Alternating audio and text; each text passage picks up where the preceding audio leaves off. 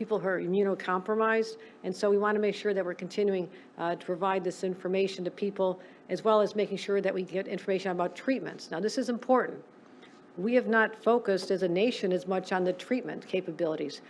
You should, as first sign of symptoms, let your doctor know so you can start getting the treatments that can stop the circumstances from getting worse.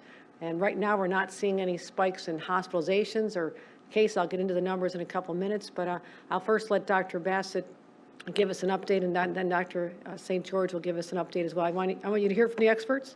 They'll be available for questions afterward, but I just want New Yorkers to know, as again, in real time of what we've learned about what's happening with Omicron BA.2. Dr. Bassett? Thank you, Governor, and thank you for your words about this Wadsworth Center. These labs are the second largest public health labs outside of the Centers for Disease Control, and they are a true jewel in the crown of public health in New York. I want to begin by saying that it's no surprise to us that we are seeing COVID cases tick up. We are seeing this as society opens up more and as this virus continues to adapt to human beings and to our vaccines. Yesterday's data showed that New York City, which has been the COVID gateway for our state, has gone up relative to the past 7 days. The 7-day average a week ago was 8 per 100,000. It's now to 11. These are very low numbers. These numbers are small, but we have seen some small relative upticks across the state. And as the governor has indicated, we're monitoring this closely, and we're monitoring the variants, which Dr. St. George will discuss in a little more detail in a moment. And we're also, of course, watching carefully what's happening in other parts of the world, and especially in the United Kingdom. At this point, even with the rise in cases in the BA.2, which is a sublineage of the Omicron variant, we don't expect to see a steep surge in cases in New York State. At the moment, BA.2 comprises about 42% of all the cases here in the state. It has been rising over the past couple of months, but we have not seen the kind of rate of growth in this dominance that we've seen in the UK and in Europe. BA.2 is more transmissible, as you know, than the original variant, but it does not appear to cause more severe illness, and it doesn't appear to have any more ability to evade the vaccination immunity. So if you're concerned about what you should do given the news that you're hearing, I want to just emphasize, as we have been throughout my time as commissioner, and the governor has throughout her time as the governor, that if you're eligible for a booster, now is the time to get boosted. As of March 20th, among people who are 18 and older, we had about 45% of people who in New York State who were eligible for the booster and remained unboosted. And if your child has not gotten vaccinated or boosted, now is the time that you should really do that. We have about 35% of children between the ages of 5 and 11 who are fully vaccinated, and we need that number to go up. Although 42% have received at least one dose. The governor has already emphasized that we need to use more our capacity for treatment. We are not worried in the state at this time about access to treatment. And so if you have COVID symptoms, you should not ignore them. And they're basically flu-like symptoms, fever, cough, even diarrhea. Go get tested. Don't wonder about it. We want people to be able to take advantage of the treatment window, which is 5 days from the onset of symptoms. So if you wait and feel groggy for 3 days, then go get a test, then call your doctor, the treatment window would already be closing. But we want everyone to take advantage of treatment. This is for people who have mild to moderate disease and will reduce the risk of hospitalization. And of course, I want to remind everyone that although we've removed the mask mandate in many settings, people still have the choice to wear masks, and we want people who choose to wear a mask to feel comfortable doing so. Of course, mask mandates remain in some settings on transportation and in healthcare. So now to tell you a bit more about our surveillance and our variants, I'd like to turn the podium over to Dr. St. George, who heads up virology here at Wadsworth. Dr. St. George, over to you. Thank you, Dr. Bassett. Good morning.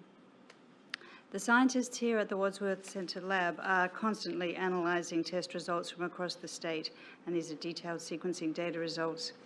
And since the end of January, more than 99.5% of the sequences identified have been of the Omicron variant in New York State. And the most recent data show, as Dr. Bassett just mentioned, that 42% of those Omicron sequences are the new BA.2 variant. This increase in the proportion of BA.2 is not surprising, but it has increased more slowly in New York and elsewhere in the US than in many other countries. And this information is available in more detail to all New Yorkers on our website at ny.gov/variant data. Wastewater surveillance is another important tool that we utilize in addition to human clinical samples to monitor the prevalence of COVID. This is a new program, and New York State now has monitoring in more than 50 counties, and this is being expanded to cover all counties and to include sequence analysis for variant distinguishing testing. It will also use high-speed sequencing methods to facilitate the rapid identification of variants and their circulation throughout the state. So we will have early warning signals at an even more widespread rate. And we are very grateful to the Governor for including a $5 million allocation in the executive budget to expand this very important and very powerful surveillance tool. Thank you very much, and I'll hand the podium back to the Governor. Thank you. Thank you, Dr. St. George and Dr. Bassett. Again, just to put an exclamation point on something Dr. Bassett said, there are reports that there's a 30% increase in cases as results of the Omicron BA.2 subvariant. When you go from 8 cases per 100,000 to 11 cases per 100,000, that, yes, it is 30%. But it was just a few months ago, we had over 400 cases per 100,000. So I just want people to understand the context of this as well. But we're being very diligent in making sure that we monitor the numbers in case the numbers do start increasing. Again, you heard from the doctor as well, the booster. This is what you're hearing in the news, this is what we're hearing from the CDC. The booster is the best protection against this variant, and we've had over 7 million boosters administered, but only 56% of the overall population has been boosted that are eligible, so we can do more. And my concern are people who are over 65. We've been very aggressive about making sure that not just vaccines, but boosters are available. They're required to be available at every single nursing home. We continue to make sure that our nursing homes make mask requirements, that there's testing available. So we know that's a vulnerable population. We're focused on it. So 73% of our nursing home residents are actually boosted. That's great. But that means there's still a number of people who are not. And we hope that their family members and their caregivers will make sure that that happens. So also not just seniors, but people who have underlying health conditions, people who are getting chemotherapy, cancer treatments, they're the ones that are vulnerable in the event that this variant starts to spread. And it does seem to be spreading faster than even Omicron based on what we're seeing in Europe. So we're not going to take our foot off the gas. We're protecting people with PPE tests, vaccines and boosters, and making sure that the mask requirements in healthcare facilities remain in place. Also, we're watching the issue in Washington about a 4th dose. And I'm very anxious to get that approval, if that's determined by the CDC to be the next best defense against this variant. And if as soon as it's signed off on, we'll be out there. That is why I'm not standing down our testing sites or our vaccination sites, even though we're having very few people come at this time. I want to see how we manage through this next, I don't know if it's going to be a wave. I don't anticipate a surge, but we have to be ready for anything. One thing we do know about this, about COVID, Omicron, and Delta, wildly unpredictable. So that is why we're staying very vigilant about our approach to this. Test issue, I mentioned we had 20 million more tests out to nursing homes, adult care centers, our NYCHA residents, senior centers, food banks, building on the 54 million. I mean, this is quite extraordinary. And I want to thank Jackie Bray and her team, the emergency operations, in addition to battling hurricanes early on and snowstorms, it seems like every single weekend. She's also been managing our state response in terms of getting our million tests out there, 54 million tests out there, as well as Catherine Garcia, our state operations. So they have been laser focused on these issues. We've had over 90 million tests out already, and we're going to stockpile. This is what I keep saying to the team, okay, amass them, collect them, get them in hand, make sure that we have more than enough so we never feel vulnerable, and we're going to make sure that we continue to keep New Yorkers safe as we move safely through this pandemic. So let's just talk about some of the numbers. So again, that is still the trend we want to see. January is a bad nightmare. We think about that, and those numbers kept going up and up and up, and we expect the numbers to fluctuate. Just be prepared for that. Again, we're not sounding any alarms here. People continue on with your lives. You know, be careful about those that we've identified as being most vulnerable. I hope you're taking good care of older parents and people who have compromised immune systems, but we're still way down, so far down from our peak of 90,000, which is something that New Yorkers should still be proud of. You know, this is what they were able to do, help drive this down. We still watch the numbers in every region, largely the same trend. Our cases per 100,000. Our overall positivity, 2%. 23% just back in January. So these numbers are really a positive sign of how far we've come thus far, but always being vigilant.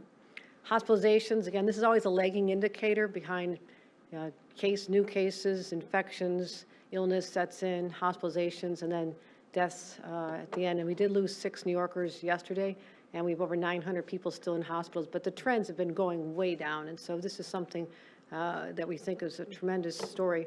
And again, our new admissions, we're still watching to see whether or not these are people who are just incidentally testing positive for COVID, which is something we started doing months ago before anybody else did. We realized that everyone who enters into a healthcare facility, they're tested, but they may be in there for wholly different causes. But so we want to make sure people know that that's a distinction there. So to give you a more accurate idea of what the real hospitalizations are all about, hospitalizations are continuing to be down as well. So great numbers there. Vaccination progress. We're still number 1 among large states for fully vaccinated total population.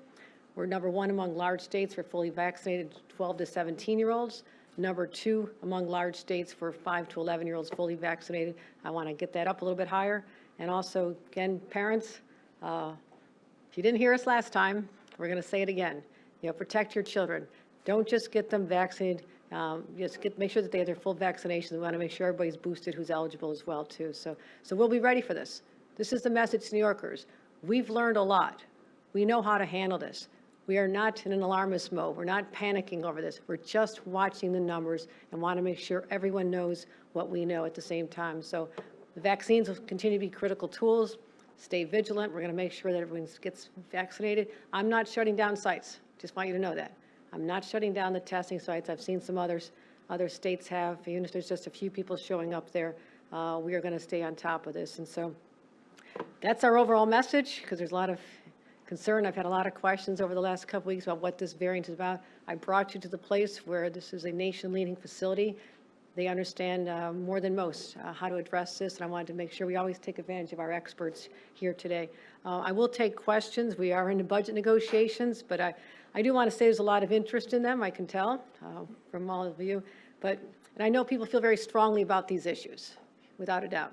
And I've made it clear for months that public safety is one of my top priorities. We've had many conversations behind the scenes about this. I've been taking action to reduce gun violence, try to address the trafficking of illegal guns. We have a task force that's set up. We've been working closely with them. I'm continuing to monitor their activities. I was down in the subway. We're working on our teams to help people who are in subways find the mental health services that they perhaps need, or supportive housing, so we're committed to that. But I've committed to my partners in the legislature that I will not be negotiating the budget in public.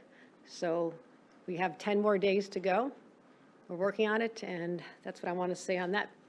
So any questions? And if you have hopefully questions that the public is actually very interested in on what's happening and how safe they feel. Yes? Governor, you say you're not negotiating the budget through the media.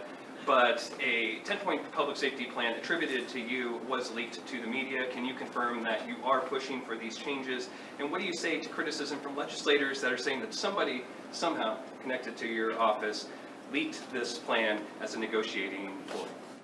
That's not accurate, number one, it's not accurate that it was leaked from our office. We've been very clear about that. It is not, because we've been working on this for a long time.